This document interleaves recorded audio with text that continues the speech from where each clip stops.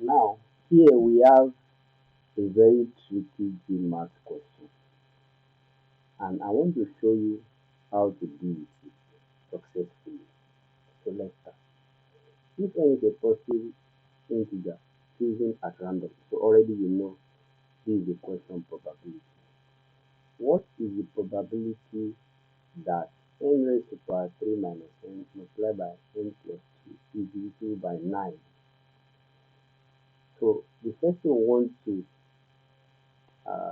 find out is n raised to power 3 minus n. We know what n is based on the question. N is a positive integer. So this n raised to power 3 minus n multiplied by n plus 2. What is it? So let's factorize this first. So if you factorize this, this gives us n becomes n minus 2 over 1 n plus 2. So this is difference of two squares. So this becomes n in brackets n minus 1 n plus 1. And then we have n plus. Let's rearrange it. So this gives us n minus 1 n n plus 1 n plus 2. So that means from what we just did, if n is a positive integer, that means this product is the product of 4 consecutive positive integers. So the product of 4 consecutive positive integers. So now let's go back to the question. So what's the probability that the product of 4 consecutive positive integers is equal by 9? Is this clear? So we know that n raised to power 3 minus n multiplied by n plus 2 is the product of 4 consecutive integers. So let's wipe this off. So since that is out of the way, let's start our calculation.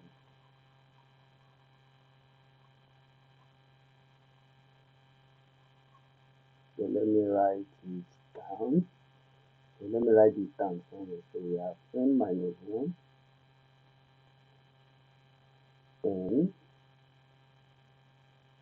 n plus 1 then n plus 2. So since n is a positive integer, so let's pick different values for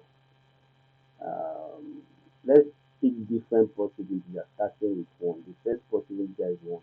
Let's make n 1. If n is 1, that means the result of this product will be a multiple of 9 because everything here will be 0 and 0 is a multiple of 9. So that means this works multiple of 9. Let's pick n equals 2. If n equals 2, we will have 2 minus 1 1 times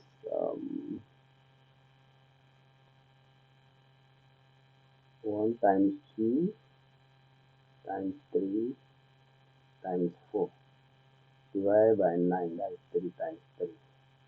You can see that this is not a multiple, so let's cancel this out. Let's do 3. So what we want to do is we want to see whether this can generate a pattern. So one thing you must learn, and another very important thing you must learn with GMAT is how to recognize patterns. So they test that concept a lot in questions. So let's check whether when n is 3. If n is 3, this should be 2 times 3 times 4 times 5. Is this equal by 9? No.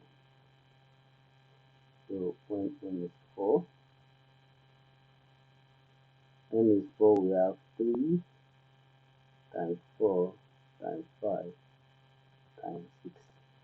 Is this divisible by 9? 3 you cancel this, 3 you cancel this. Yes.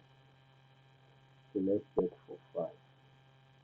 So if n is 5, we are going to have 4 times 5 times 6 times 7.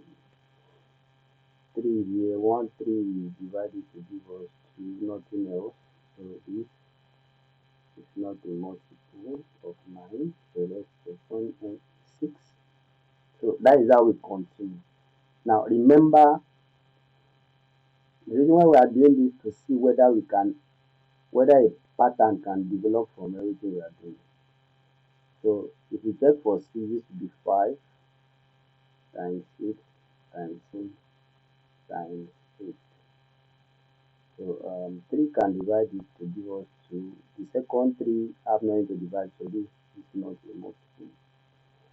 Now, when you get to this point, it will seem as if for every 3 number, one of them is a multiple and the probability is 1 over 3. That is why you don't need to rush. Let's try it one more time and see whether the pattern will be consistent. Let's see 7. If it is 7, it will be 6. 6 times 7 times 8 times 9. So you can see this is a multiple. So you see that. Let's check it.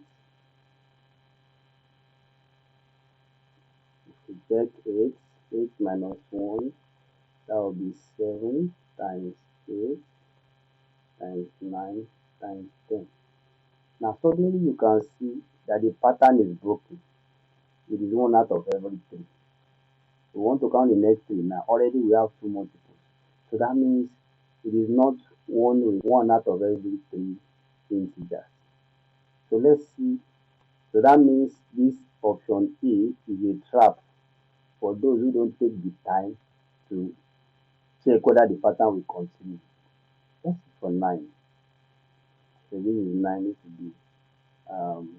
be 8 times 9 times 10 times 11. So already we know 9 is a multiple. So this checks. So now let's count. We have 9. So out of this 9, 5 are multiples of 9. Let's confirm again. Let's see whether the pattern will be consistent. So let's check for 10. This will be 9 times 8 times 7 times 6. So from here we know this is a multiple. This one checks out. So 11.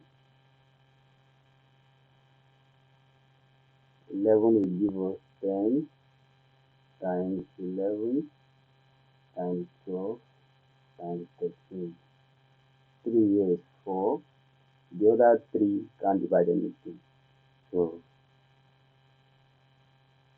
let's check for 12.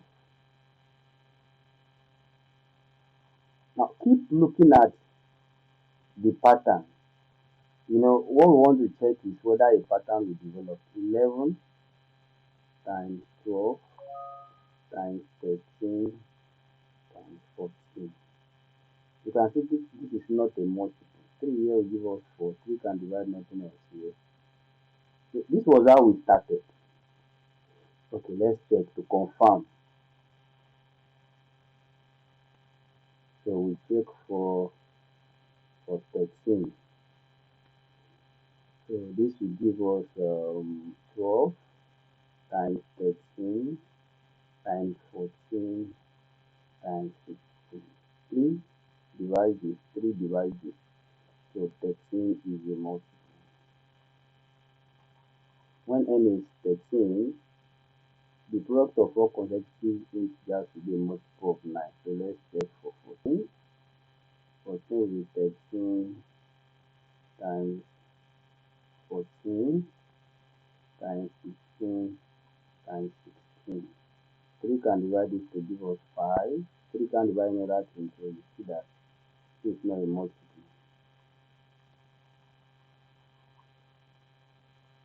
So let's check 16. 16 will be 14 times 16 times 16 and 17.